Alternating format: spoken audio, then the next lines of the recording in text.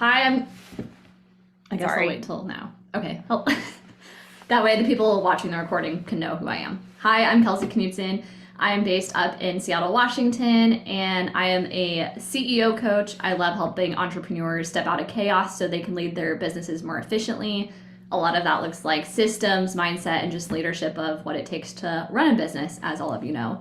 And today's whole conversation is breaking up with the idea of New Year, New You. I have some thoughts and opinions about this. Let's see, what do I do with all of you people? What view do I want to do? Sorry, let me think about this for a sec. I'll move you over here. All right, here's what we're, perfect. So in true Kelsey fashion, there's no workbook for this because I realize all of us have different learning styles, different writing styles, and truthfully, I'm the person who I'll collect all the workbooks, I fill them out, then I never do anything with it, and I'm all about taking action. So please feel free to pull up a tab, have your notes open, have a piece of paper next to you, write notes wherever you want, and it's also going to be a little bit interactive. So if you can engage in the chat, that will be super helpful, and I'll keep my eye on that as well. But yeah, so we're talking about New Year, New You, and why I don't feel that's the only time to check in with yourself. I understand we're in that season right now, so this all feels very relevant, but I also think that there's a time and place and some strategies you can put in place to be able to have a check-in more frequently than that time. Sorry, let me make sure I can see the chat. Come on, show chat. No, won't let me. Inbal, will you be my chat checker? I will be your chat checker. Do you want me to interrupt you or do you want me to wait? No, you can interrupt me. I'll tell you guys when to add your input in there, so it'll be good. But feel free to interrupt. Okay. Okay, so the first thing we're gonna do is we're gonna play a game. I want you to look at the screen, and I want you to pick one of these different items as your mode of transportation. No context, just look at them, pick them. If there's something not listed that you have in mind, go ahead and pick that too. And this is what you're gonna drop in the chat. Pick whichever one you choose, airplane, boat, whatever. And then Inbal, if you don't mind reading out some of the answers that people are putting, that'd be awesome. Haley said airplane. Okay. Deb said motorcycle. Maddie said plane. Okay. Blythe said luxury car. I'm gonna pick this like van. Okay. Tabitha said boat. Okay.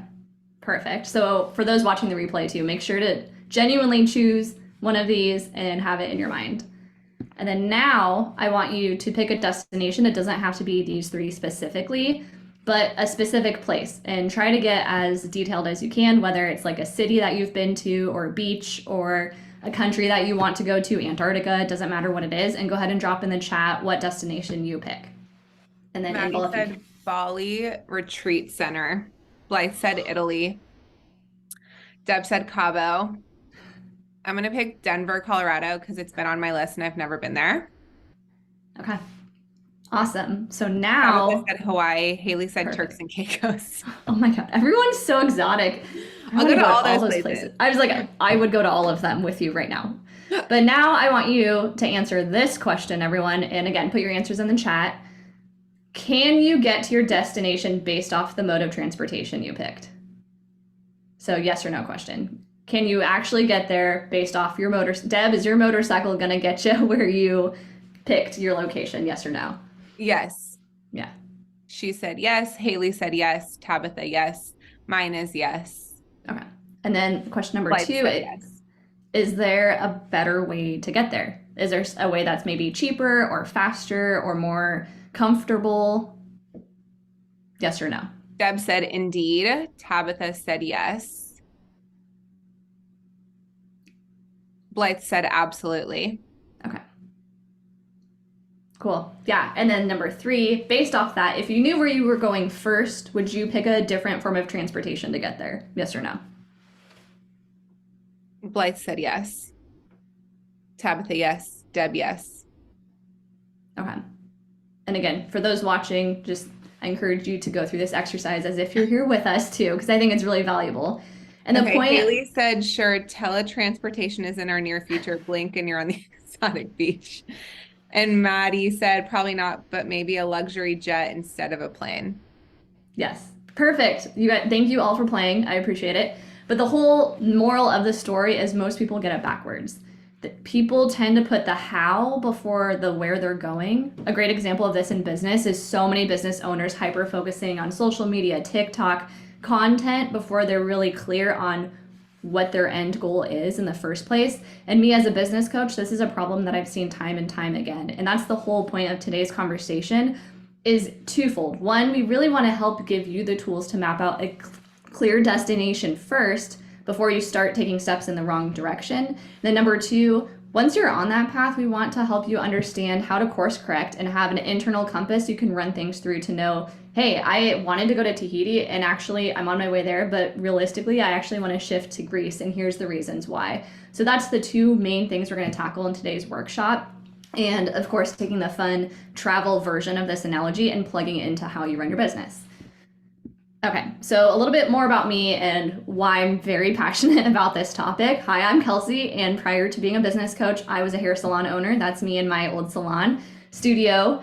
I, at one point in my career, passed out when I was working too much. At one point in my career, had a financial goal that I hit and then felt totally lost after that. I, as a business coach, when I transitioned out, launched a course and made $0. Sounds like there's going to be some launch help on that in a couple of weeks, so part two, join the launch workshop. And then a fourth thing about me is I do still believe there's a time and place where pivot is the best option. And I share all of this different stuff with you because at the end of the day, I was the one who was focused on the how. And again, 99% of my clients I've worked with, conversations I have with business owners, people hyper focus on the how and they put it before the why or the where, and then they struggle along the way. And so my hope with today's workshop is to get you to look at it from a different perspective so you have more clarity on what steps will actually get you moving in the right direction. And then just some food for thought. Whether you've picked that destination or not, you're moving. As a business owner, every day you wake up and you're doing different actions in your business, whether it's posting to social media, working with clients, writing your newsletter, working on QuickBooks, whatever that may be, you're moving every day. So you might as well have some say on where you go. And some things that I've learned through this journey, again, in working with my clients, but also just myself as a business owner, is sometimes it's not necessarily that you need a new destination. What it really is when you dig deeper is maybe it's an issue of patience or persistence, and sometimes it's just really committing to the non-sexy parts of business ownership to get you where you want to go. And then a second point I want to bring up, sometimes the answer lies within you. And this may sound counterintuitive coming from a business coach, but I've seen so many people searching for answers in courses, in coaches, in podcasting for the wrong reasons, when really the best place to focus time and energy is probably in things they know they should be doing. They just need to continue to do them. But I will say, if you've tried step one and you've tried step two and you have that gut feel that what you're doing doesn't fire you up anymore, that it doesn't feel right anymore, that's when it's time to course correct. And the whole point, again, of today is you should only go where you want to. When you're using that travel analogy, like you would never go on a vacation that someone else plans for you without any say in it. That's called kidnapping, and that'd be crazy. So when you're thinking of your business, how can you constantly check in with yourself to make sure you're actually going where you want to go? And this can look like two things. Sometimes business owners are really struggling. They landed somewhere where they didn't really want to be. But on the other side of the spectrum, there's business owners who are successful on paper and still actually not fulfilled in where they want to be. So I think it totally can apply to any stage of business. And I think it, again, comes from clarity of that destination, having the consistent check-ins to pivot along the way if that's the right answer, and then having the processes to focus on the right tasks to actually get you there. Here's some examples of specific people that I've worked with that have walked through this. So I've had a hair salon owner approach me who came to me and she said, Kelsey, I want to build hair stylist products for the industry. And I said, why? Because product-based, you're relying on manufacturers. That's a lot of people who have to buy at a low price point to match her in-salon income. So when we dug deeper and we really got to the root cause, come to find she wants to help younger versions of her as a hairstylist. So we actually completely pivoted her business from a product-based idea to a service-based education platform, and she was able to literally make money doing this within 3 months. So it just goes to show you having clarity on that destination and then focusing on the how we get there piece is the way to go. Another quick example, and I'll share a couple of these and we'll move on to you specifically, but I just think it's helpful to see some examples of how this looks. I had a wedding photographer come to me And she makes multiple six figures, fantastic money, loves her clients, but is super burnt out. And again, digging deeper into the why and stuff, we realized that photography only allows her to help a certain segment of people, and her desire to leave a positive impact on the world is bigger. So of course she feels unfulfilled because her deeper why and where she wants to go is bigger than photography. So just by being aware of that, shifting where that end destination is, now you can see what steps she can start to take to shift her business and get in front of more and more people versus just seeking out another wedding client. I had an airbrush tanner, and some of you may relate to this. This is kind of a different story. She runs her own business. She actually has two. She has a facility where people rent from her, and then she has her own clients she sees. And money was tight, and she was like, I think I'm gonna get a part-time job during the holidays to pay the bills. And again, bigger picture, what's your why? Where do you want to go long term? Once we had clarity around that, we worked backwards and realized that though that would get her money short term, it actually was going to distract her and not help her get where she wanted long term. And she literally sat down, she reached out to her clients, and she had 3 people book appointments that day from a genuine like, hey, how is it going? I haven't seen you in a while. Would love to hear how things are going in your life. 3 people booked appointments that day. And then the last one, interior designer, 7-figure business owner, dream clientele, loves her business, but she is totally sacrificing her business success for her personal success. So again, you can see through all these different stories that it's so important to figure out where you're going, big picture, what that looks like, and also how it intersects with your personal life, because all of us are, human beings first and then business owners second, and we're wives and moms and doing all these other things too. So there's a way to honor all of it, but having that clarity of where you want to go and then working backwards allows you to know confidently what steps to take in your business and also when to make adjustments when it's time to do that. So let's try this exercise again, and while I'm tapping you back in. I want you to think, all of you, where are you 10 years from now? And go ahead and drop the answer in the chat. And it can be personal, it can be business, maybe it's a little bit of both. I think the photo on this slide may give you a hint of where I see myself in 10 years. And as you're thinking of this, your answer, I want you to not hyper focus on the how, the vehicle that you're taking to get there. And I also don't want you to worry about where you're starting at today. I just want you to dream big like you were when you were a kid, where you would just have these crazy big dreams. I want you to dream even a little bit bigger, and I also would love for you to be specific. And go ahead and share your answers in the chat, and then Inbal will share them. Thank you. Maddie said on-demand wellness program with programs and courses as passive income. Awesome. I see myself surrounded, like I don't have details, but I see myself surrounded with like 10 incredible women who are on a mission to make the world a better place for other women entrepreneurs. I love that. Yeah, anyone else feel comfortable sharing? Angel on the yacht, she said. I live in my current home with many improvements, and I serve so many people and businesses. Tabitha, speaking to women struggling in divorce or business, leading couples through my group course. Blythe said, consisting, working with amazing clients and enjoying at least 2 big trips a year. Love that. Okay. Oh, and Maddie said, add in TED Talk speaker. Huge dream of mine.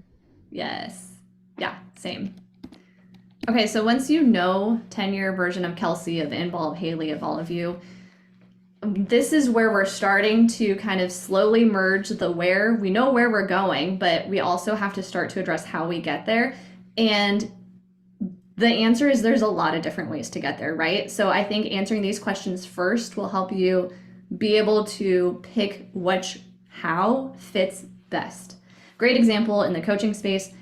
I can find you right now 5 other coaches that probably contradict everything that I'm saying. There's just a lot of information out there and a lot of different ways to do things. So you need to know if you're seeking out new things, if you're trying to learn something new, if you're trying to get advice, you need to have a really solid, healthy filter that you're running these things through and understanding how it applies to you specifically.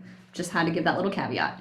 Okay, so here's the questions I think that are very important to answer. This is a lot, so if you could just write this down somewhere, and I'll share this PowerPoint after this so you can go back and watch the slides as well. And I would encourage you to come back to this either after this workshop or later today at some point and really journal and answer these questions. First one is this: who is Kelsey 10 years from now? Who is, enter your name, 10 years from now? We already kind of talked about that, but add some more detail. Another question to answer: what does she prioritize? So thinking of that version of you as if that person, you were to shake their hand, what does that person prioritize? What's important to them? What do you know to be true about them? And then what does she say no to? What milestones does she have to hit or goals? What new skills does she have to learn? And then the last one, for a reason, is what does she need to hire or outsource? And I'll share my answers just to give you a little more guidance. And again, I encourage you to do this later today after this workshop, because I think it's important to really have really detailed answers. So Kelsey 10 years from now, she's a 7-figure keynote speaker, workshop facilitator, CEO consultant, author, and top 5% podcast host. What does she prioritize? Overall health, growth, friendships, fun, leading by example. What does she say no to? Small projects, distractions, working after hours, sacrificing quality time for more work. What milestones does she have to hit? Write a book, literally actually write it. And then financially for that 7-figure to cross that line would be about $84,000 a month. What skills does she need to learn? How to publish a book or market the book? And then what does she need to hire or outsource? Social media, and then someone to book those gigs / follow up with speaking things. Haley said her vision very easily gets distracted by the now. And Deb said, oh my God, what if my kids have kids in 10 years? I did not include, Deb, I'm sorry, I did not include an answer for that. But yeah, I think what is wild about this and kind of the crux of today's conversation is, even if you do this activity, like say you sit down, you do these next steps, you write out your action plan that we're going to talk about in a second, and you have clarity on where you're going, that can change. Like life circumstances can totally uproot you. And I think having the tools to be able to come up with the game plan in the first place, that's like step one. But then step two is, when do I adjust it? And I think that's where those two things are so key, and no one really speaks to that second piece and how they play together. So we're gonna roll up our sleeves a bit here, and we're gonna come up with your action plan. And it's really simple. I don't know if anyone else is from my generation, but if you ever played the game MASH, this is like MASH, but like in your real life version. I think Martin, mansion, apartment, shack, house. Boom, got it. But what I want you to do is, when you're thinking of the version of you 10 years out from now, really paint that picture. Like, where are you living? Are you married? Do you have kids? Do you have 6 cats? Like, get really specific on those things, but also the business things. And try, I know this is really hard, but try not to attach it to your current offers. For those of you who gave that answer already, try really hard to think even bigger than that, right? So if your goal is to impact a lot of people on like a high level, say that. And if your goal is to impact maybe fewer people on like a deep level, say that. And then how we get there, we can figure out later. We're not even looking at that yet. So I want you to do that 10 years out, 5 years out, 2 years out, 1 year out, 6 months, and then the next quarter, so 3 months from now. And mine is a bullet point list. It's not like paragraphs. Maybe for you, it's like a Pinterest board back to like learning styles and communication styles. Pick what's best for you. Block out a day where you're sitting down and you're doing this activity. And then the other thing to keep in mind is make sure all the versions of you are lining up with that big picture. And that's why it is crucial to start there and then work backwards, because otherwise we kind of get in our head. If I were to ask all of you what your goal is for next month, I think you would answer very differently than if I were to ask you all what your goal was a year from now. And it's because we have limiting beliefs, we have visual roadblocks, things that we see right in front of us today that prevent us from dreaming big. So start far out, work backwards. And then the next thing I want you to do once you do that is create time in your calendar that you consistently dedicate to working towards this version of you. And some of those tasks may actually surprise you. I think a lot of us probably prioritize social media, and not to nag on social media because it 110% has its time and place. But for me, I was putting a lot of eggs in that one basket. And one thing that I do consistently now that is offline and people would maybe or maybe not really know is that I read every day a nonfiction book, because if my job and my goal is to leave impact and help people on a bigger scale, I need to fill up my cup to do that. And so I commit to doing that. It's just 10 pages a day, but that lives on my calendar every day. So when you think of it from that perspective and you're thinking of Kelsey 10 years out, what are some activities that are kind of like that you could commit to doing weekly or daily that are going to help lead to the bigger picture you? Do we got some comments? I see numbers, so. Haley said, my goal for next month is to not drive myself insane with kids home for weeks on break. Yeah. And she said, I agree with reading. Yeah. And I'm with her on that. Basically, it's hard because you have to like come up with these goals. But like you said, like you just got engaged, right? And so like that, congratulations, by the way, for the millionth time. And that puts a wrench in the system, right? Yeah. Like you posted on social yesterday, you're like, you were planning out your 2023, but you had to kind of like do it in a different way. And so like kids and vacations and sickness, and it's like there's going to be wrenches, which I think is why looking at the big picture and the long term is so much more helpful, because what's happening now is just a minor roadblock to get you to that like 10-year, 5-year, 2-year, 1-year. 110%. And also, I think it's when you do this and you're more proactive in these parts of your business, then when those unexpected things come up, you're able to adapt faster. Versus if this is something you just ignore all the time, then you're kind of at the mercy of like, well, nothing went according to plan and I don't know how to course correct, so I'm just kind of in space free fall mode and it's overwhelming and I'm stressed and now I'm avoiding everything. So yeah, I agree. Put it in your calendar. And again, with the realization, life stuff happens, but at least having like, it's like bowling and you have like the guardrails up, it at least is going to keep you kind of focused. Tabitha has a question. Okay, cool. You can see that. Yeah. Okay.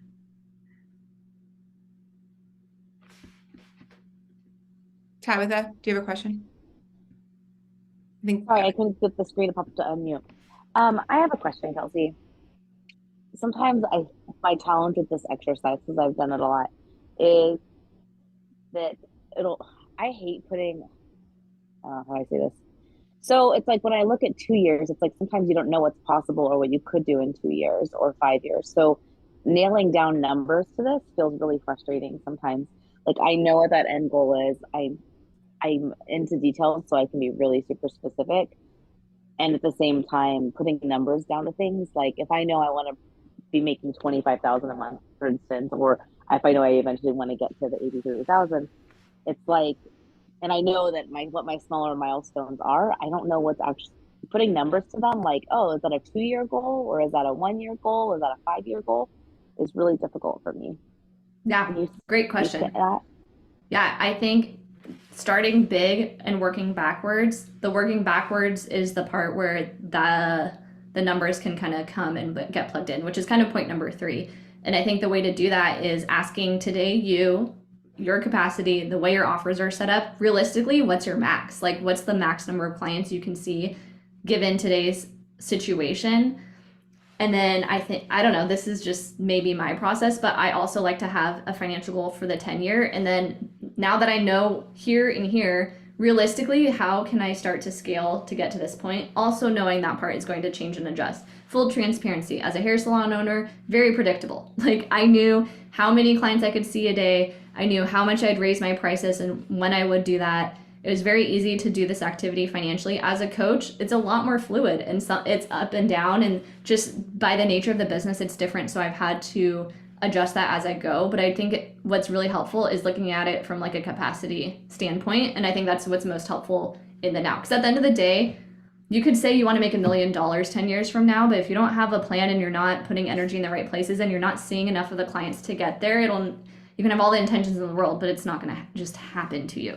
So hopefully that's helpful. I kind of dived more into a little bit of that too. Okay. All right. So the last piece around this is to pick a measurement of success. And I really, to hammer home the point, I don't want this to define who you are. Your dollar amount, how much you earn, the number of clients you see, does not define who you are. It doesn't mean you're a good person or a bad person, but at the same time, you can't ignore it and just shoot from the hip and wonder why it feels like it's not going anywhere. So you have to weigh the pros and cons of that and find a healthy way to audit or keep track of what is working and what's not working. And again, for a lot of people who are kind of just starting out, I think a really great way to do that is realistically look at how many clients you can handle with your current offers, look at how much you're charging, and see what your constraints are, because at a certain point you will cap out, you will max out. So I think starting from there, as you're able to level up to that point, that's where you can reassess and start to move the mark forward further. And oftentimes that's probably, again, for like online coaches, course creators, people like that, that's probably going to mean creating a new offer that doesn't even exist yet. Kelsey. Yeah. Deb put a quote by Napoleon Hill: "First know what you want." And Haley said she was at a conference put on by Candy Valentino a few weeks ago. She asked us what your 5-year goal was, and we wrote it down. Then later she asked if we had to reach that goal instead in 90 days, what specific actions would we be taking and pouring our energy to? Even if it's not feasible to reach in 3 months, it helps weed out the noise really quick. Yes. And to my point earlier, when I talked about hitting my financial goal, I had a revenue goal for my salon and I hit it. And then I was like, okay, cool, now what? So I think we sometimes put a lot of pressure on that financial goal to be like the be all end all. And if all of us have goals of making a big impact, changing the world, helping a lot of people, whether you make 100,000 or $1 million, it doesn't change that goal, if that makes sense. So I think you need the numbers to back up the work, but you also need to have the vision that's bigger than that. Hopefully that makes sense for people. I want to chime in on that just to kind of give an example, because I'm in a mastermind and we did like a one-on-one with them. And basically they asked us to put like number goals too, right? For like the next 3 months. And so I set a number goal and I kept like getting more users. And I'm like, I'm not going to hit this number goal. It was like a way, way, way high number. But exactly what you said, like, I'm realizing I always know what my why is and like my impact that I want to create. And so that means so much more than this number. So not hitting the number is not like a knife to my heart. It's like, okay, so I don't hit it, but I am creating so much more impact with the women who are in the platform already. So really love what you just said about like really looking at your why. Right. Yes. And like your long-term goals, not necessarily the numbers. And that kind of goes back to what Tabitha was asking too. It's like, you don't really need to focus on like the $83,000 a month. It's like, what's like deeper than that? Yeah, exactly. Yeah. I think that, I mean, at the end of the day, I can only handle so many clients too, right? And so naturally I'll come to a place where the model that I have currently built will literally not work anymore. But why put the cart before the horse? I'm not in that situation. So I'm not going to hyper focus on what that ceiling is and obsess about it and reinvent it until I'm there, as long as all of that is still pointing in my why and heading in the long-term direction I would like to go. Okay, so once we do that, it's like, cool, great. A lot of you probably have already done that, right? Like, you know your goals, you know your vision. A lot of people have already kind of planned out what they're doing for the new year, or maybe you do it quarterly. Maybe you already do all this and you're a rock star. Awesome. My belief on the whole new year, new you thing is that I don't think that's the only time we should check in. And I think that there's actually like check engine lights that flash in our life that kind of show that it's time to probably check into that stuff. And oftentimes the weird part is we're probably super busy, overwhelmed, stressed.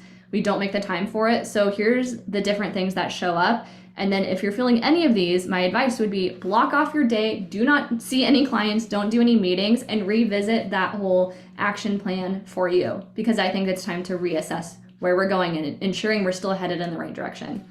Here's the signs. So you're only doing the bare minimum, meaning you're showing up for clients and that's about it. You're unmotivated in other areas of your life. You're avoiding your finances, especially business finances. You're avoiding your to-do list, or you feel like you're never getting stuff crossed off. You feel overwhelmed, resentful, or burnt out. You're actually happy when people cancel, and you feel anxious when the weekend is ending. I think any of these signs, any combination of them that are popping up, is a great indicator that you should go back to that action plan, that goal setting kind of activity, and check back in and see maybe things have changed, or maybe nothing has changed, but you just needed that reminder of why am I doing this thing again? And even though I feel like I haven't really made that much progress, turns out I went from seeing a bunch of clients that weren't my ideal fit to I'm the same level of busy, but everyone I'm working with I absolutely love. So financially it doesn't change much, but from like a fulfillment standpoint, it has changed things. So I think it's good to have this serve as your filter you run things through, and be aware when these things pop up and know that you can go back and reassess things along the way. And that's what I mean by not having the new year, new you attitude, because so many people wait until this time of year and when the kids are back in school to audit this stuff. And I think if you can plug this in consistently and be more proactive, you're just going to be in a place where extreme burnout fatigue is less common. I know we've all been there and I know it happens, but I do think it decreases because it's being proactive. So how do you know, once you've come to that place, say you went through this and you're like, yeah, all the above, Kelsey. Okay, great. What do we do with that? Here's the questions I want you to audit and kind of ask yourself. Oh, did someone say something? Deb is basically nodding. Self-awareness is really key. The value of what you learn in the process is huge. And what did you learn? Yeah, I love that.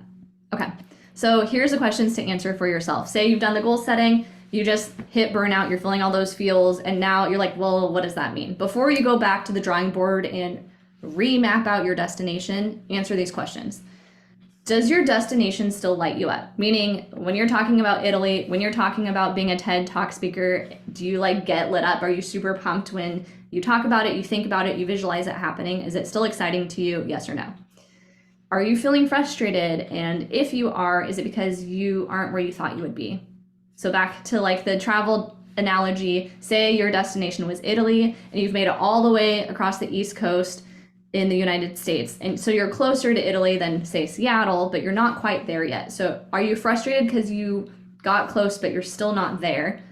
And then to kind of add that, are you putting your time and finances in the places that will actually lead you to your destination efficiently? So say you are hanging out in New York and you're trying to get to Italy, then why are you buying a paddleboard? Why are you taking surfing lessons? That's actually distracting. And this can look like taking a class on TikTok. This can look like outsourcing to someone new when you need more revenue in the door. These are all things I've experienced and a lot of my clients have gone through too. So I know people go through this. And I think sometimes distraction is the devil because it actually keeps us from where we need to be focusing our time and energy. And then, are you feeling distracted? Maybe you're scared. Maybe like it involves you being a completely different person or showing up more. Maybe it feels like what you're doing isn't working, or you see other people doing it in a different way and it's working for them, or at least it seems like it's working for them. And back to my little TED talk about other coaches and contradiction, maybe so-and-so told you to do it another way. But what you have to remember about that last point is not everyone's destination is the same as yours. So just because an expert, an Amy Porterfield, a Jenna Kutcher, an Ed Milet gives you advice on how to do things a certain way, you really have to unpack their destination, their end goal of where they arrived, and run it through that filter of, is that the same as yours, yes or no? Because there's a million ways to do things and their advice can still be valid, but maybe it doesn't actually apply to where you want to go. So thoughts, opinions, go ahead, drop them in the chat. It looks like there's a couple in there. Maddie said, what if those things also fill up your cup? I'm a huge advocate for showing up for ourselves because you cannot fill from an empty cup, but how can you do things that fill your cup if it takes away from the business a little bit? So I was kind of like, even when you said like surfing lessons, for example, that's going to cost money. And Right. as a business owner, you get paid from your business. So how can you kind of balance the idea of I'm doing things for me outside of my business while also trying to accomplish these really big goals, but those little things might be taking away from accomplishing those goals? Yeah, that's a fantastic question. And I think the best thing to ask yourself in that scenario specifically is this taking away time and finances? I guess if I am going to invest in the surfing example, am I able to recoup that cost in my business? Yes or no? And the time I'm away doing the thing, can I be hyper focused on the other time I do have in my business? So I think that's where being real and honest about how you're spending your time and resources in your business and checking in with that, which we'll talk about when to do that, how to do that in just a second, actually, mind reading. But I think that's the better question, right? Like, I totally agree. You should do things that are fun. You should invest in yourself. But if you're doing that constantly and say your goal is to make more money each month and you're not, but you're still investing in you, and that downtime or the time that you are actually working inside of your business, your activities, maybe you're not the most efficient you could be. Maybe there's things you're focusing that aren't actually leading to finances or growth. That's where I would adjust those things over not doing things for yourself. But what I just mean is the person who it pays for surf lessons and is angry they're not in Italy. Like that's what I mean, because that also happens too. Yeah. No, that makes total sense. That's Yeah. perfect. Thank you. Yeah, thank you. Okay. And then once you've thought through all those questions, the last one is if you genuinely look at all of them and you're like, nope, still feeling different, still feeling weird, then, and you have a genuine change of heart, that is where I go back to the drawing board. So now you can see we kind of did our due diligence, right? Like we did the big goal setting activity. Where are we 10 years, 5 years out? We really checked in with how we're feeling and we're feeling overwhelmed. We ran it through this filter of those questions. And then once we do our due diligence, we either come to this decision like, nope, I just got to kind of stay focused and keep moving. And maybe I make a few minor adjustments, or you know what? My initial plan was to go to Italy, and actually now, based off current Kelsey, I want to go to Japan. So how can we reassess and create a game plan to get there? Is there something popping up? Deb said she needs the next slide. Did you preview the next slide? Oh yeah, unintentionally teaser. So now that we've done that, right? Like we've come to this place again. We're either refining what we're doing or we're totally changing the course. That's basically the fork in the road we're facing. Here's how we can create the systems in our business to commit to checking in on this consistently. And again, life stuff comes up, things change. COVID, I feel like I took this entire plan, crumbled it in a ball and threw it in the trash. Obviously, there's things that are out of our control sometimes, but I do think having these benchmarks set up in your business will just allow you to be more agile and responsive to like those gut internal things that are going on, and then being able to execute on them in your business. So first, I think the best thing to do is start quarterly. Literally today after this workshop, if you don't already, go on your calendar, or your planner, if you're handwriting or whatever your process is, and block out time once a quarter to really look at the big picture, the things that we just mentioned. And how cool would it be to have that reoccurring thing set in there, so that way you don't have to wait till you're feeling burnt out, till your happy clients are canceling, till you're dreading the weekend ending. If we can have that consistently set up kind of right before you would naturally feel that anyways, it's going to allow us to course correct and make sure the work we're doing is still exciting. And those are bigger picture questions I'm answering for myself, right? It's what's working, what's not working. It's back to the surf lesson. Say like surfing is something I want to do next quarter and really I don't have the finances right now. Then it's okay, legit, how many more clients? I would run everything through this filter. How many more haircuts do I have to do to XYZ? So knowing that dollar amount, how many more people do I have to see in order to do the thing? Where's my time and money going? I also think sometimes it's a spending issue. Maybe it's, you invested a lot inside of your business, fantastic, but what was the return on that investment? Or maybe you're paying for an app that you're not really using that much and you found something else that's better. So those are the big picture questions that I'm asking once a quarter. And then the next step, the next layer of that is monthly. So once a month I block out, it's the first of the month for me. If the first falls on a Sunday, then it's the first Monday of the month for me. I block it out. I don't see any meetings and I'm just looking at my business. How much money came in? How much money went out? How many email subscribers did I have? How many discovery calls did I have? And how many of those did I close into clients? How many podcast reviews did I have? Did I stay within my working hours? Recovering workaholic here. So that's always something I'm aiming towards, which also means I have to be efficient when I'm working in my business, right? And then what did I do for fun? Back to Maddie, right? Yeah, Maddie's question. What did I do for fun? If I say I made the best revenue month, but I did 0 things for myself that month, in my mind, like that's not really actually lining up with my why. So I need a course correct moving forward, right? So that's where, when I'm looking at that monthly audit, it's the numbers and stuff, of course, but it also is those bigger kind of fluffier purpose-driven questions. And notice nothing in here is how many Instagram followers that I have, because my business, it benefits me to be active on there. It benefits me to have a strategy, but I can't say if I see X number of followers that directly leads to X number of leads in my business. But what I can do is the number of one-on-one calls I book with people. I can measure how many of them become clients. And that is showing me that the more calls I book, it's a numbers game, right? The more calls that I book, the more likely I am to turn them into clients. And that's the best use of my time. Then the last thing is a weekly CEO day. Who here has a day in the week that they focus on their business, not in it? So no client meetings, no product creation. Who has that? Yeah, awesome. Really ask yourself how you could even make that more productive for you. You being the business owner, this is surf lesson day, this is massage day, this is those things too that feel like they aren't leading to direct revenue. However, in the long game, when you're thinking of future you 10 years out from now, these little activities and commitments to you is really setting the tone for that. Okay, it looks like we got some input here. Yeah, Maddie said Mondays. Blythe said I do. Katie said I try. LOL. Yeah, I think these are hard to commit to. So another rule that I've created for myself around this is if for some reason I have to take a client meeting or I'm doing a discovery call with somebody and it has to be on a Monday for whatever reason, then I immediately take that meeting time and I block that out somewhere else on my calendar so I'm still honoring that time. That makes sense. So that's a hack that's worked well for me. Okay. So I want you to, we're almost done here, and then I just want to talk with all of you. So I want you to remember a couple things, which is things take time. And especially, this was so unintentional, but like a perfect tee up to that next workshop. Things take time. If you're launching something new, whether it's a brand new business or a new offer, and you don't lead it up to people, you're not like teasing them, you're not engaging with them, you're not providing value. It's kind of like proposing on the first date, which is why my first course made $0 because everyone knew me as Kelsey the hairstylist. And then I built a business course and it was like, well, I come to you for a haircut. Why would I buy this, right? So just remember that as you're setting these big goals, you're thinking of your offers, maybe you're adjusting how you're working with people, know that it takes time. Also, number 2, there's no shortcut for the show up. Trust me, I've looked.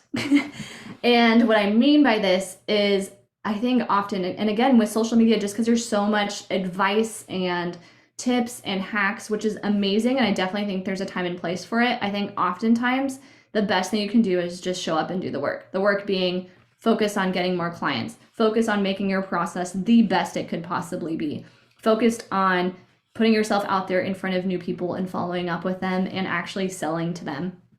And be honest on how you're spending your time and your activities. There was a time in my monthly audit, I was really hyper-focused on how many followers I was getting, to a point where I was so focused on just putting content out and having that content quote unquote perform, but I was really out of touch that it wasn't the right currency for my business. And there's times where it is, but for me it wasn't. And so shifting that perspective was me having to kind of own my stuff and be like, even though it's sexier and more fun to create content here, I actually just need to be boots on the ground talking to humans. And now that I know that, that's where my energy has shifted. Then the last thing to keep in mind is this. If your goals look vastly different, aka future you looks completely different than who you are today, you have to take bold action in that new direction. And if you don't have a game plan for this, you're going to default and it's like you're sprinting on a hamster wheel, wondering why you're not going anywhere new.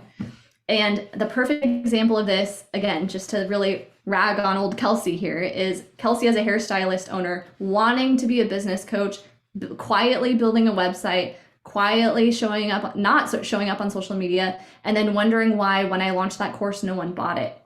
It's because I wasn't stepping into that new version of me yet. And if you don't have a game plan, you're going to go back to your default mode because it's comfortable. It's what you know. It's what's worked in the past for you. So I encourage you, if doing this exercise, you realize your dream version of you is like a completely different persona, like who even is she? Step into that even before you're there, because you'll have to. As people ask what you do, stop talking about the old thing that you do. If this is where you want to go, start stepping into that, giving yourself practice and showing up in that way. And then also when it comes time for you to pounce, aka ask people for the sale, ask people to book you for your service, they already assume that's just who you are and what you do, versus saying someday I will, I'm going to. Those things really just dilute the quality of what you can offer people. Thank you. Thank you for my word vomit. I love to just have a conversation, and that's where I'd like to go from here. So questions, thoughts, opinions, door is open.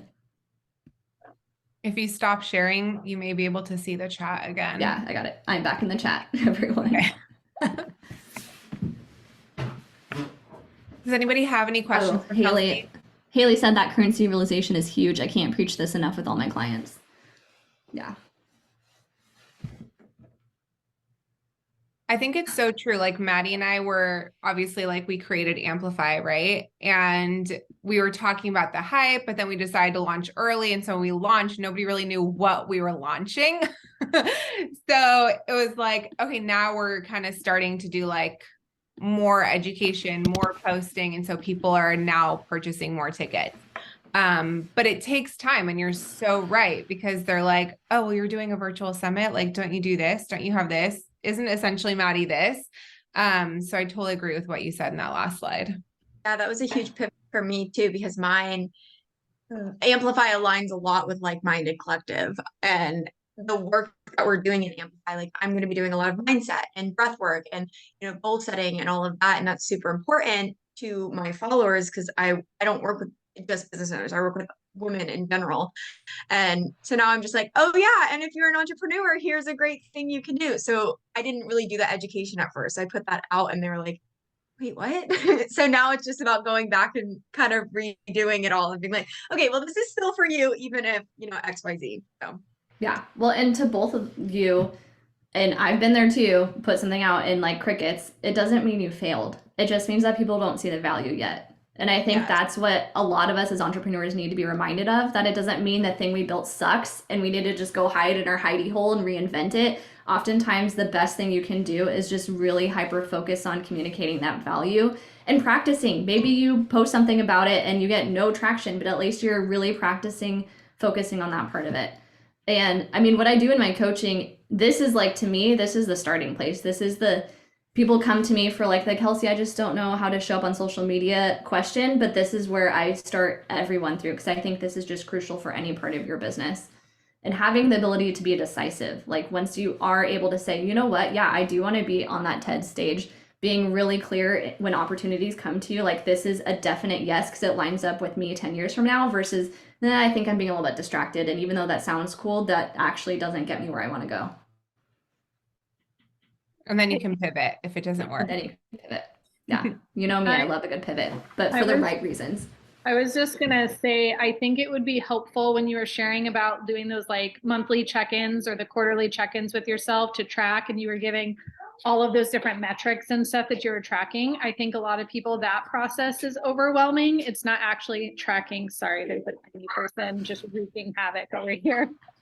Hold on, baby. And so I guess my point is, it's not tracking them that's necessarily burdensome, but it's like knowing what to track. Yeah. So I don't know, it might be helpful to share kind of that process of how people might be able to identify what the things are they should be tracking. Yeah. Well, great segue, which you didn't even know you were doing, which is I last minute on a whim in the shower today was like, I need to give something to these people. So I just made a intensive strategy call option. I'm going to drop it in the chat for $50. I don't even offer this normally, but it feels like just a good follow-up, and that way I can give each of you specific advice, and I'd love to do that specifically for each of you. So if that's something that'd be interested, you can just book right there. There's some questions that I think are worth putting some thought into your answers, and then that way we can actually sit down and create that metric system for you, because I agree, it's different for everyone. Like what numbers work for me in my business would probably be completely different than what Inbal would track in hers, and why, and I think we could easily hammer that out in a strategy session. But yeah, I got time, questions, thoughts, ideas. I could show you I'm open book. Like I can show you what I track, but again, I think it's more customized than that.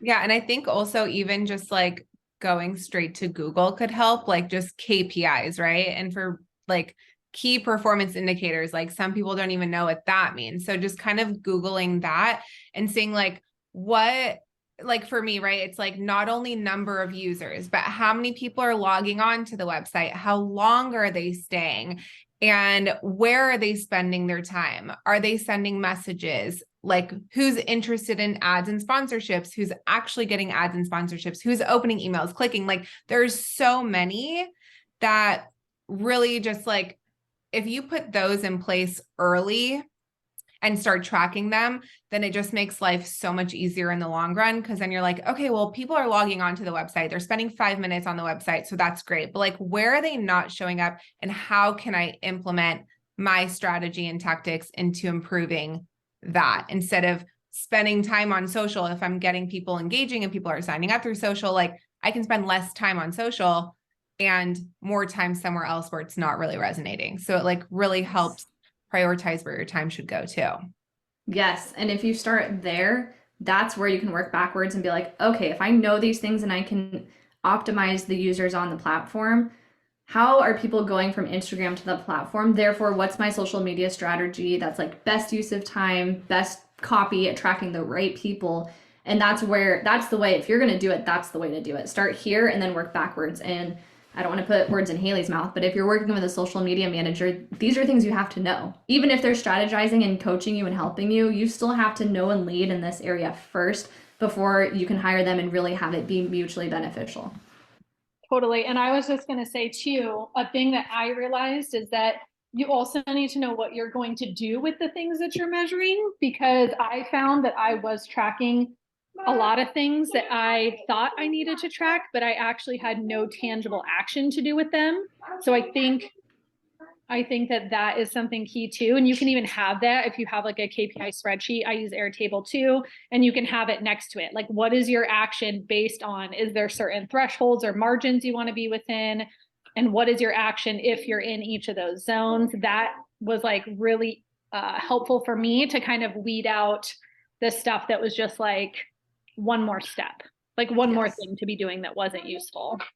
Yeah, same thing. My KPI list was a lot longer when I first started, and now I've tightened it up to like these things specifically matter. And then also, anytime I've hired someone, I always kind of write notes on that. Like, I hired so and so as a virtual assistant. Here's what they're tackling. So then I can have that reminder next month. I can really be like, ooh, they really showed up and helped in that way, or I don't know if that's working so much, and really have those check-ins. Again, all of this stuff is just being proactive. It's kind of like your health. It's like being just proactive and, you know, house cleaning, all that stuff for you as your business versus waiting till shit hits the fan and wondering why you're overwhelmed. Yeah, we are having a KPIs workshop too for Amplify. So that'll be super helpful too. Does anybody have any like general business questions or something that they're kind of stuck on this week in business that you guys need some help brainstorming? Like, are you guys ready for Christmas? Do you guys have offers that you're working on? Are you feeling overwhelmed? Like, how are you guys feeling leading into the holidays now that you've got one out of the way and one coming up? I'll share. We know how Haley. I'm like, I'll share. It's fine. This kid is losing her mind. I'm on the phone. Just a minute. I think, so I have a couple of things launching in January because why not? And so with multiple businesses, it does become a little bit of a dance to try to balance. And so we have a program offer that's new for Collab Culture that's launching. I have a new offer for West Collective that's launching. And because I obviously needed one more thing to do, we're launching the podcast in January, and my business partner and I for Collab signed up for a mastermind starting in January. So I'm like feeling the preliminary weight of like knowing how heavy January is going to be. And I have 3 girls, so they're 9, 6, and 3. One of them is joining us, literally. And their break for school is obnoxiously long. So actually in December, what I'm trying to do is take Kelsey's advice and rest and create that space that's super intentional, because I know my fuse is like this long when I'm trying to cram work in and I've got kids hanging on my leg and they're bored and we don't let them have a ton of screen time. So that is almost more painful for me than them. And so just trying to be intentional with scheduling a lot of my stuff the first 2 weeks of December, so I can allow the latter half of December to be kind of a choose your own adventure when I have the time or want to make it, but I don't feel pressured to, especially knowing January is going to be bananas. Love that. Yeah, I am likely getting married in September because why not just throw it all together quickly? And because of that, when I'm planning out 2023, I'm not launching anything in September because I know realistically I'm not going to have the energy to hype it up. It's like to me, launching, I don't know if you guys feel this way, but it's like having your biggest birthday party ever for 3 weeks straight. Like you got to keep that energy up and going, and it requires a lot of you to show up. And I know that. And so I'm literally building out my schedule with that. That event is happening. I'm not compromising on it. I want to be able to hang up and hang out and be live. And so what launches can exist before or after that I know realistically I'll be able to execute on. So when I talk about like planning out my calendar, that's what I'm doing. I start with my personal stuff first, holidays, busy season, just knowing when people actually want to work on their business, and then I start there, and then I work backwards to make sure the things that I have coming up are in line with that. But yeah, I'd love to hear from other people. Anyone else have thoughts? Tabitha, you have a launch coming up in the spring. You want to share some of your thoughts on that? Around the holidays or just the launch itself? Just in general, like, how are you feeling? Yeah. Like, because I know that you worked backwards once, right? When you were kind of like, okay, here's what I'm going to do X, Y, and Z, and things shifted because you guys all got RSV. And so now you had to like repivot. Yeah. I am feeling a little bit anxious about it. Honestly, for the holidays this year, it just doesn't, because I've got, maybe to Kelsey's point, because I've got the launch and other things so prevalent on my mind, the holidays just I'm not feeling it. Even it's like snowing outside, but I'm just like not feeling it this year. Like I have someone coming this week to help me put up the tree, that I'm hiring, and I'm just like, okay. Like I'm just, maybe other people are feeling that way too. It just doesn't feel for some reason like the holidays to me this year. So the launch, I think, is just taking up a lot of my time, and finishing the course and all that, taking up a lot of the energy. So it is like a 2 week pre-launch till the close cards. Yeah. And then the actual like launch of the course, like the course is 4 weeks. So yeah.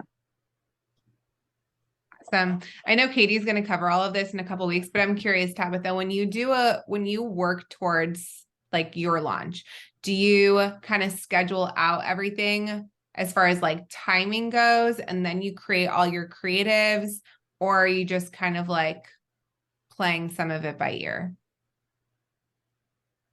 I am a planner, so I like to schedule things. So having everything kind of lined out, and I'm pretty big on intention. So having everything sort of going in a direction towards that launch. So should be putting out a lot of content right now, but I'm kind of having a crisis in my sort of identity, I feel like. So it's been a little bit challenging as far as the relationship coaching and the business coaching, and getting them sort of integrated in a way. I feel like there's a gap. And like it makes sense in my head in many ways, but I think for other people, they don't quite see the connection. I actually so talking back to like what Kelsey was saying, like you guys know the platform is free. I'm not bringing in money. So I have to really be strategic on where I spend my funds and like how it can push me to the next level. And I decided to hire a storytelling pitch girl. She's not really a coach because she's doing it for me. But I had a brainstorming session with her, and it was so beneficial because we were really focusing on like clarity and like what I offer and how to verbally say it and write it in a way that people will understand, because I constantly have an identity crisis with Like Minded Collective, like all the time. I went from like one thing completely different to where it is now. And I keep going back because I'm like, do I market that? Do I go backwards? Do I like keep pushing forward? So I feel you 100% on that.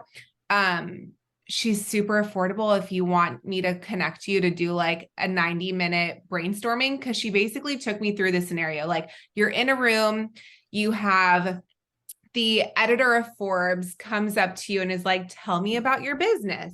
And like, we just basically talked for 90 minutes and went through this whole scenario, which was super, super helpful. So I'd love to connect anybody who wants to talk to her.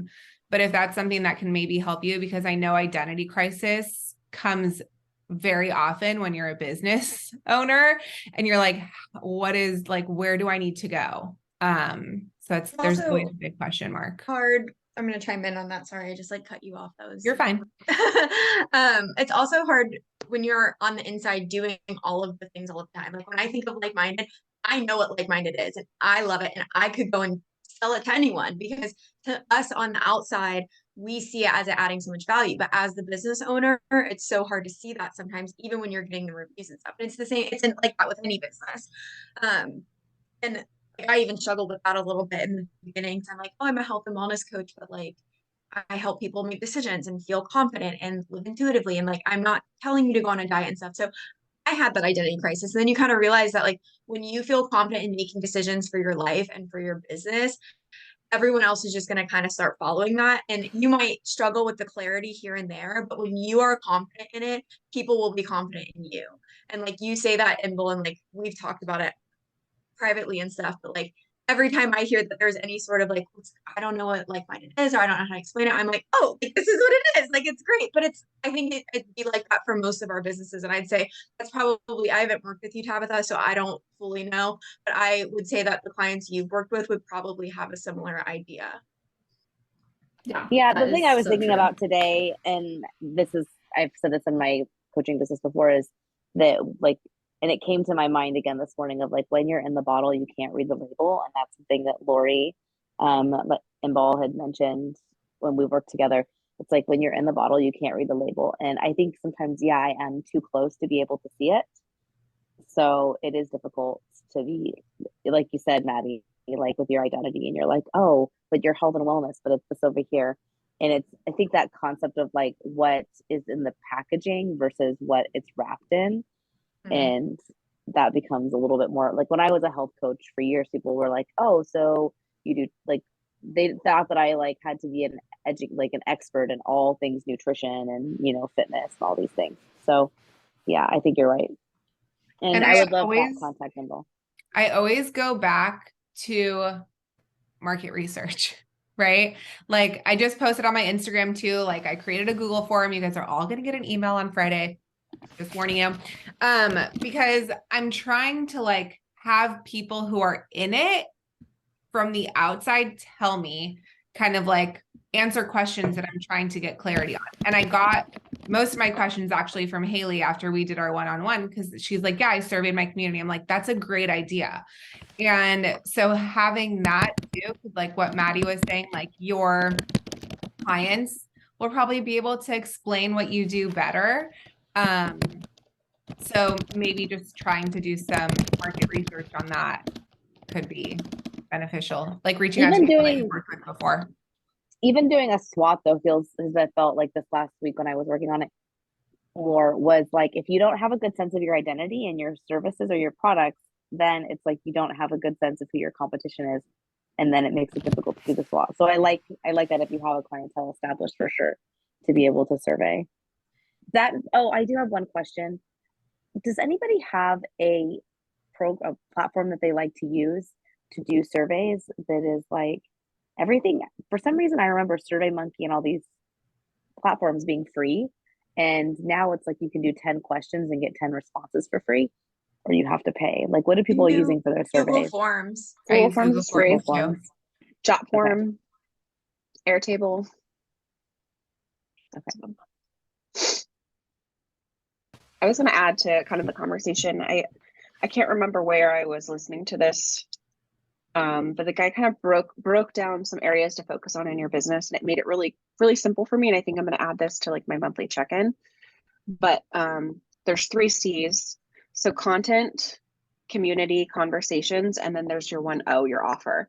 And a lot of times we focus on the offer and the content, and we put the community and the conversations on the back burner. You know, it's really easy again with social media, like putting all your eggs in one basket. So checking in on those 4, I felt like that was really, I don't know, just something clicked for me. And I was like, I like that, like figuring out where you are with each one of those 4, and then which ones you need to up and which ones you need to like lower. Yes, love that. Back to the client who wanted the product-based company. I was like, how much? She wanted to make like cute designer hair foils for those. I mean, I think you can all picture what those look like. You're getting your hair done and, you know, they have patterns on them. And I was like, how many would you have to sell to match your current salon income? And she's like, a lot. And I was like, how many people in your audience currently right now would probably buy them?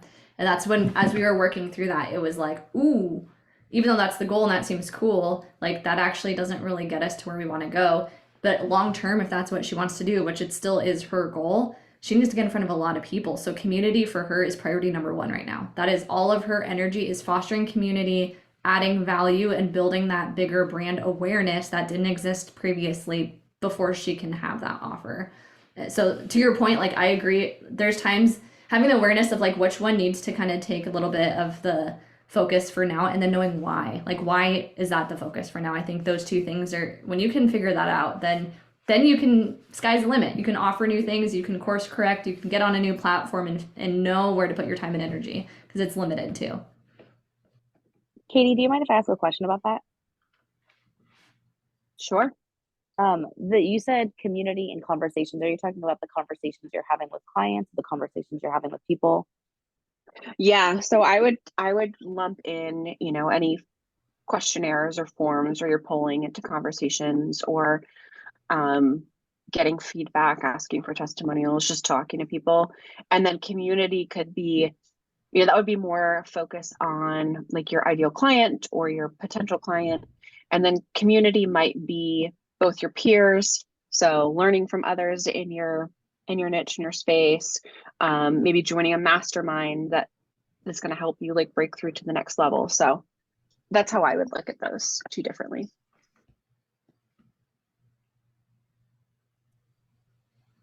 Yes, awesome. I love that. I think community and conversations are always left on the back burner. And I mean, I'm like 100% obviously an advocate for community and conversation, clearly.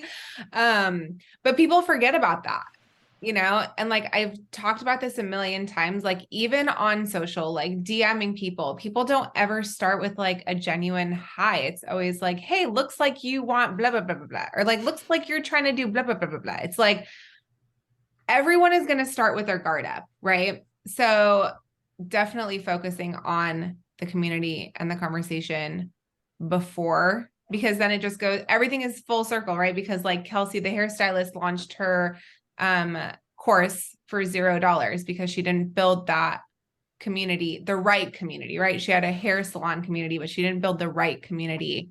And that's also a huge part, is building the right community and like nurturing that community. Haley, ironically, I've found myself focusing so much on community and conversations that content and offers have been lacking. Honestly, I mean, I totally agree. And once the crazy thing, my thought, I don't know if Katie's going to agree, but I think if you do those things, when you do have an offer and you present it, you're probably going to get a lot of people they've just been like waiting for that ask, they're like waiting for you to propose, no pun intended. You know what I mean? Like that, they're like anxiously ready for that. Yeah, I was going to agree. There's different seasons, and like we'll talk about launching and that workshop, but that would be a really good season to have before you launch something new. So you're connecting, or talking to people before you have anything to even sell that on. You're listening to what they have to say. You're like genuinely connecting with them, so that when your offer comes out, it matches what they need. You've already started a conversation. They already know who you are, so they're more likely to then want to take you up on that offer. So I love that. All right, Deb has been patiently waiting, I think, to say something. That's okay. I know this isn't typically part of Inball's process, but I really wanted to ask today if there might be something that each of you are looking for, something that you need, or a connection that you need. I'd love to just take a minute and help if I can, all of you, if there's something that some share, a social media share, what is it that you need right now that might be helpful to you? I'd really love us to explore that if we could, because I think we could be helpful to each other. I love that. Yeah, absolutely. If anybody wants to share. I think I'm struggling with, I kind of talked to Emble about this yesterday. I know I'm an incredible coach. Like I see it in the reviews, the testimonials and stuff. I think I'm kind of in a weird balance of like, I'm not great at social media in the sense that I don't love making conversations like in comments. I don't really go through and like people's posts unless I'm like close to them. But I have conversations in the DMs with just like people and like things that I post in real life. But then like when it comes to selling, like I feel like when you're a business owner, you kind of have to naturally be a salesperson, and I'm just not that. And I know I can be. It's just getting that balance of connecting, having conversations. I love people. I love talking and creating those connections, and then keeping that genuine without feeling salesy. So if anyone has advice or anything, I'll take it. I have thoughts and light advice. I recently realized that I've been fine tuning a lot of my business owner muscles, and sales was just not one of them. And the reason I know this is I've been booking a lot of calls, and they aren't turning into clients, but they're definitely my ideal client. And so me being honest and checking with myself, ooh, what am I doing wrong? Or what could I improve on in this process? And so I think the first step is awareness, just like in fitness, how you would work on a muscle group and approach that differently. So I think the awareness, like that's an area you want to improve on. And guess what? If we're business owners, we're all salespeople to an extent. And then from there, I think it's finding your flavor of motivation, inspiration, and tactics, whether it's a book or a podcast, and finding someone who's an expert in that specifically that resonates with you. I'm sure like the people I listen to who are sales experts, some of you would be like, oh yeah, that's amazing advice. And other people would be like, cringe, that's not for me. And that's okay. So it's like finding the person who has that expertise, who can like deliver the content that's going to speak to you, and then trying it. So similar to you, like I'm in a season of try. Like I'm talking to everyone and I'm pitching everyone. And sometimes I fall flat on my face, and sometimes it's turned into like the easiest conversion ever. But I think it's just the awareness and then seeking out the tools to refine that process. I appreciate Hopefully that. That's helpful. Yeah, it is. I think it's important also. This is why these calls are so important. It's because we see on social media people like getting clients and posting their wins and stuff, but we're going to fall flat to be able to win. So yeah, it's just like a nice reminder sometimes. I was going to add something to Maddie. I think that if you can create, I was just looking at your feed really quick while you were explaining, if you can just make one small tweak to the copy on your posts and ask a question that indicates a really, really pointed answer that you're looking for people, not a vague like, are you in, or what do you think, or something, but like ask a very, very specific question. The people who are going to start commenting on that, those are going to be more of your engaged audience. It's going to be a way lower barrier to entry to engage in those conversations, because you can reach out to them and say like, hey, I saw your comment on this question. Thank you so much. I would love to dig into this with you.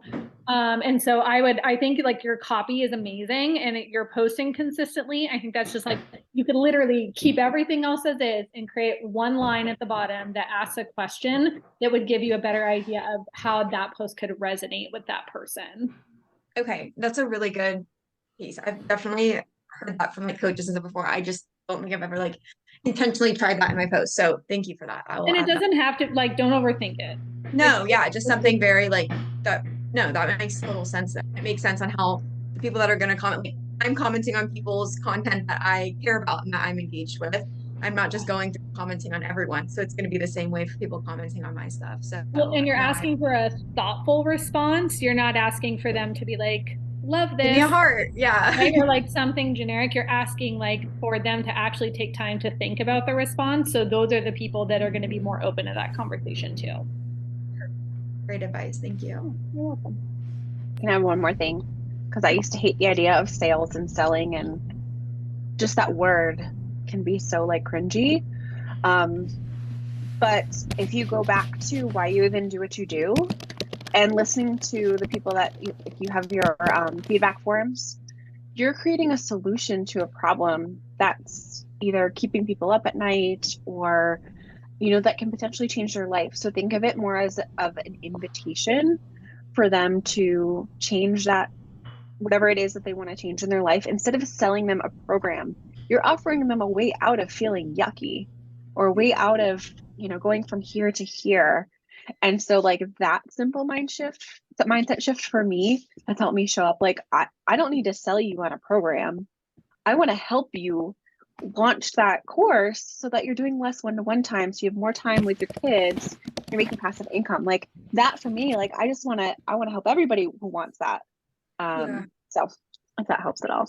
Yeah, that does help a lot. I think it's important. And I know that I need to get out of the salesy mindset. And it doesn't have to come across as salesy because at the end of the day, I have testimonials and reviews. The things I'm doing, it's working.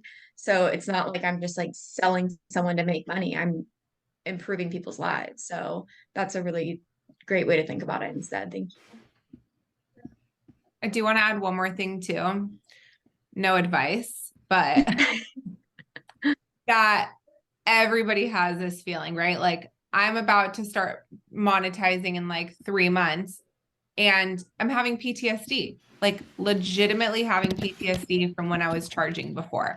The platform will always be free, just so you guys know. But it brings back all these like feelings, right? And so I'm trying to take those feelings and like put them in a way to where I can brainstorm different ideas and like just put my mind at ease and be like, if it works, it works. If it doesn't, it doesn't, and we'll just pivot. But I think like having those feelings, trying to channel them into a different place of like adjusting and pivoting and trying something new, and learning what I know now to kind of make it a little bit better. So I'm with you. you. I appreciate that. I think we just need to have conversations like this more. It's just like it's so easy to see people online and just think that they're doing everything perfectly and great. And that just not that they're not doing everything great, but I think everyone has a lot of that fear. So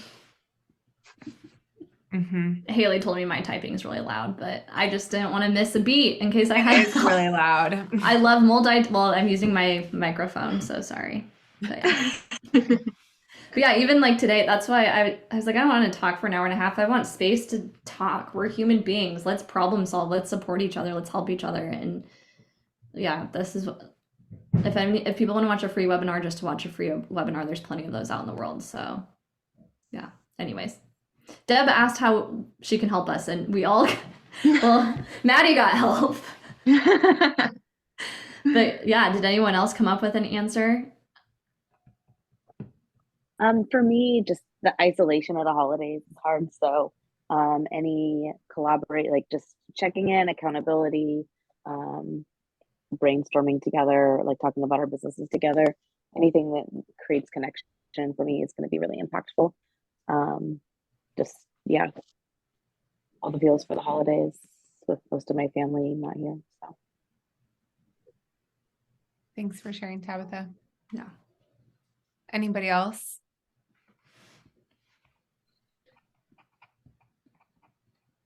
Anybody else have any business questions or questions for Kelsey or any last minute thoughts? All right, ladies. Well, I would like to add, if people feel comfortable sharing, maybe what's one thing you're going to go implement? Because I'm a big action person. So what's something either you're going to implement or look at or spend some time on after this conversation today? I'm going to write out my 10-year, 5-year, 2-year, 1-year, 6-month quarter goals. Yeah, I know it's a big ask, but it's fun. Like block out the day and like be intentional with it. Even if you want to get like extra credit, write a letter to like InBall 1 year from today. That's another thing that's kind of fun. Oh, Deb said I'm going to let myself imagine for a while. I definitely think that's something we don't do enough. We do a great job as kids, and then we get older, and then we get jaded, and then we want to be realistic. And yeah, I think that's fantastic. I couldn't have said it better. Yeah.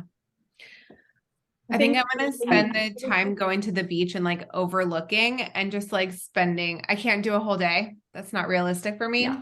but I will do a couple hours and do that. Cause I feel like when I do it at my desk, there's like distractions, computer, like, and I can even put things on do not disturb, but like if my brain goes somewhere, it's like, it's over. Yeah. So I think removing myself from my office and like Deb said, letting myself imagine for a while will be helpful.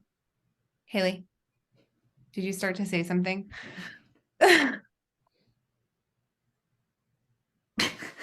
She said, I'm going to pre-schedule a monthly CEO review day. Awesome. And I think kind of to the point of what some people shared earlier, pick one that fits for you. Like build it in a way that is you're looking at things that do matter in your business and also things that you can take action on. Don't Google what everyone else is doing for their KPIs. Like, really take the time and intention to build your own first. Yes. Thank you, Kelsey. Charlie would like to say hello. Hi. Hi. Say hi, friend. Hi. Where's your Power Rangers mask? I don't have it. You're a liar. It's on the floor. It's on the floor. Oh, no. I don't have one. I think your mom has proof that you do. No, I don't. It's sparkly. Yeah. Sweet girl. Oh, I'm gonna make it my task this until next time when we come back to have all kinds of games. You know, I had really bright kids and I had to come up with a lot of solutions. I never had to do a Zoom solution. So I'm gonna spend some time thinking about that. Maybe I have a lot of tools in my tool bag from when my kids were little, a lot of different things I tried. So I'm gonna come with a Zoom one next time. I actually heard and saw one on Instagram yesterday. And Haley, I'll send you the link to this page. There's a few, and it all involves like different colored tape. So one, you put tape along the floor and they like have to like walk around it, and it's supposed to like be very calming for them. So like before bedtime or something. And then there's other ones where you can do like different colored like arrangements on the wall, and then they put that post-it color on the electrical tape or different colored tape or whatever they use. But this girl has really unique ideas. But I think you're on like week 2 or something. You know, I'm so glad for this space because I feel like the validation for our womanhood, for our motherhood, for all of the pieces, that's so important. We should never need to apologize for who we are and for raising our kids. I feel like to be able to see and hear and for the little ones to know they matter, that's ultimately going to make so much difference in the world, and it's so important.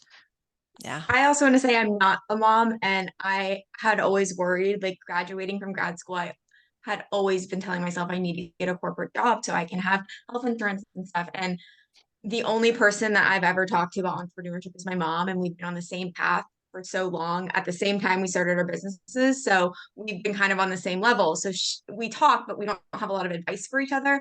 And seeing a community where you can be mothers and have a business and Yes. have a life, it's very inspiring knowing that I have a future doing that too. And I'm going to get married in a year and a half, and I'm going to have kids, and I can have a successful business. It doesn't have to be a maybe, or what do I have to give up for that? So y'all have inspired me too. So Yeah, you can. And you will. Yeah. Thank you. Bye, Tabitha. Thank you.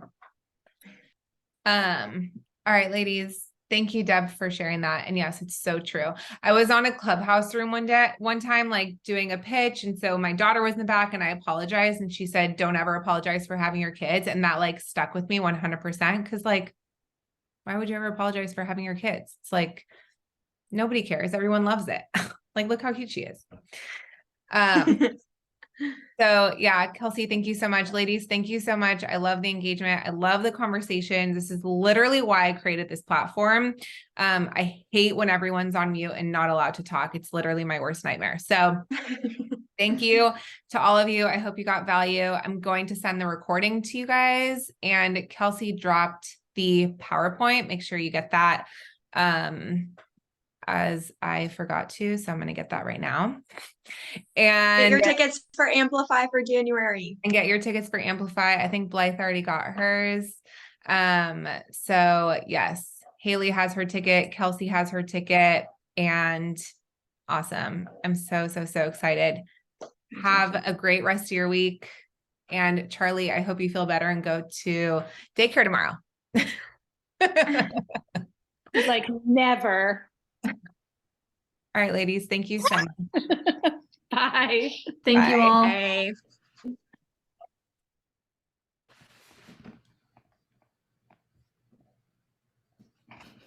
Hi. Hi, thanks for co-hosting with me. Appreciate you.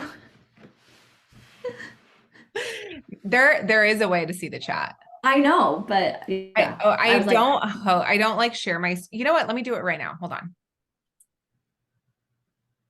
it's got to be like a settings thing. I I just know. was like, in the time it will take me to figure this out, it's not working.